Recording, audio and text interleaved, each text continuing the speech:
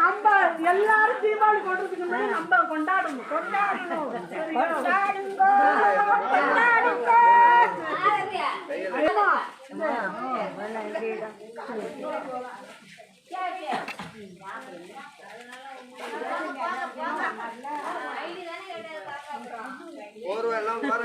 சந்தோஷம் தானே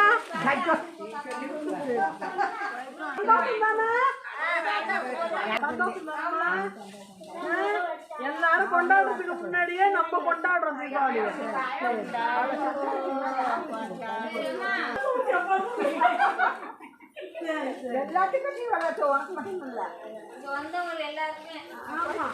நல்லதான் மஞ்சள் கலரு தாய் அழகாதான் இருப்பேன்.